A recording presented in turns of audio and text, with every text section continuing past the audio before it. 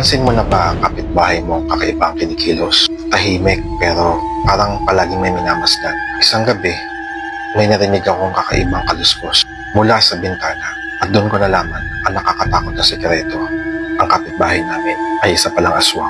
Naniniwala ka ba sa aswang? Itong kwentong takutan natin ay base sa experience ko noong ako ay bata pa. Mga 10 years old ako noon at buntis ang nanay ko. Nakatira kami sa isang maliit na barangay sa Malate, Manila, kung saan tabi-tabi ang mga bahay.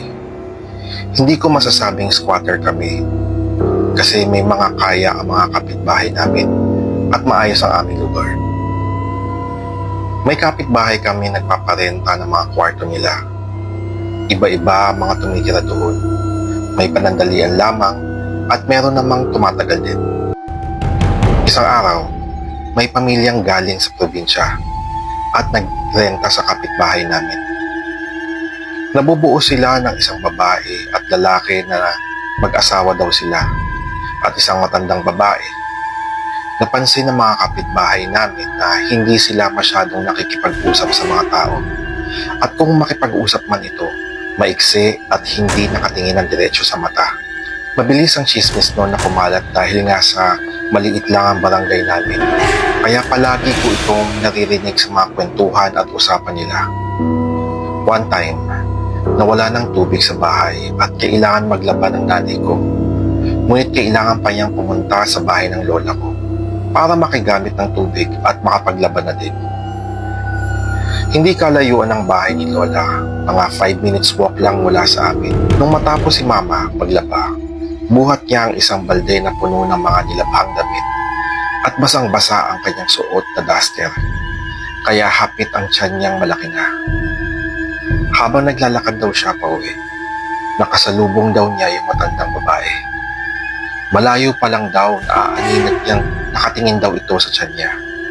Iniisip ng nanay ko na baka natutuwa lang daw ito dahil sa buntis siya. Di ba gano'n naman talaga mga nakakatanda?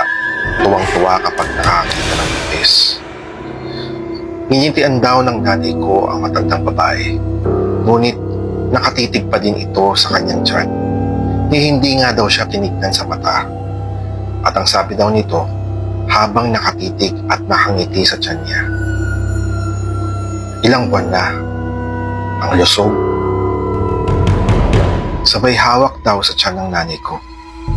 Napabalikwas daw ang nanay ko kasi biglang sumipa yung kapatid ko na nung time na yon ay nasa tiyan pa ni mama. Kaya napaatras nanay ko. Nawirduhan si mama kasi nakatingin lang ito sa tiyan niya. Kaya hindi niya daw siya masyadong nakipag-usap at umalis na siya para magsampay ng mga pinaglaban niya. Yung bahay nga pala namin is maliit lang pero 2 floors ito na gawa lang sa kahoy. Sa baba, yung sala at sa taas ay tulugan namin. Walang kwarto. Open lang yung second floor at 2 malaking bintana na pako lang yung hook niya kapag sinarado at ilalak na yung bintana. Sa loob nagsampay si mama sa second floor kasi nga wala kaming space sa labas para magsampay. Habang nagsasampay si mama, bigla daw may maliit na ibon na pumasok sa loob ng bahay. Kulay dark brown, mukha siyang ibong maya. Andun lang ito sa area ng bintana. Napansin ni mama na hindi ito nalipad o mailap sa kanya. Andun lang yung ibon hanggang sa napansin na namin na palaging nadating yung ibon tuwing 5 or 6 p.m. Andun lang siya sa same na lugar kung saan siya palaging nadapo. Parang tinitingnan lang kami, pinagmamasdan. Sabi ni mama, angel daw namin yun at binabantayan daw kami. Minsan, pinapakain pa ito ni mama pero di ito pinapansin ng ibon. Umaalis yung ibon bandang mga 8 p.m. to 10 p.m. Tapos, babalik na naman kinabukasan. Hindi na bago sa amin ang mga ingay ng yapak sa bubong dahil nga madaming pusa sa barangay. So baka nag-aaway lang mga yun at naghahabulan. Kahit mga alanganing oras na, nagigising kami ni mama dahil sa lakas ng ingay sa labas. Wala nga pala nun si papa kasi palagi itong nadedestino sa iba't ibang lugar. Kaya kami lang ni mama ang nakatira sa bahay. Hanggang isang araw, isinama ako ni lola sa Bicol kasi bakasyon na namin at si mama lang may iwan sa bahay. Pero sabi ni Mama, okay lang naman daw kasi parating na si Papa nung araw na aalis kami. Umaga kami umalis ni Lola nung papuntang Bicol at naiwan nga si Mama sa bahay. Kwento ni Mama, ang weird daw ng araw na yun kasi simula daw ng tanghali, may katok daw ng katok sa bahay. Pero kapag binubuksan ni Mama yung pinto, wala naman daw tao. Hanggang nagsawa na daw siya buksan yung pinto. Kasi akyat baba pa siya ng hagdan para buksan yung pintuan. Naalala daw niya nung huling babae niya para buksan yung pinto. Pero wala ngang tao. Pag-akyat niya, nagtataka siya at nakabukas daw lahat ng bintana. Dahil ang alam niya, sarado nga ang mga ito at nawawala yung hook na pako para malak yung bintana. Nga pala, yung bintana namin, kasya ang 2 tao kapag nakabukas.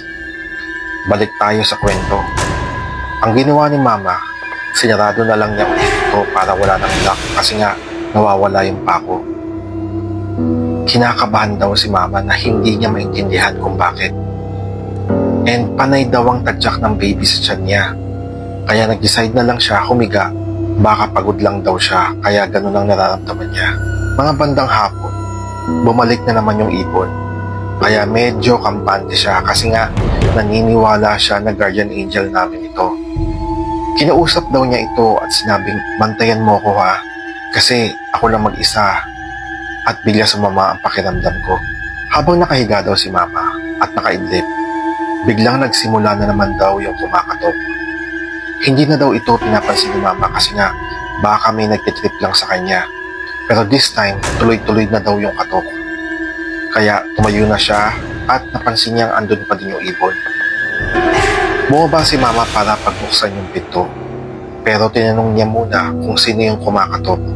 Sumagot naman yung kumakatok. At si Papa lang pala. Bumalik na siya galing sa destino niya.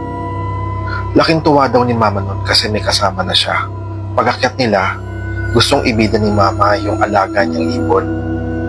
Ngunit bigla daw itong nawala. Nagtataka si Mama kasi mga bandang 6:00 pa lang ng gabi yun. And usually, naalis ito ng late na ng gabi. Kinuwento ni Mama kay Papa yung nangyari. Yung mga kakaibang experience niya, pati yung bagong kapitbahay. Ngumiti lang si Papa at sinabing tinatakot lang niya ang sarili niya at iniba na ni Papa ang usapan.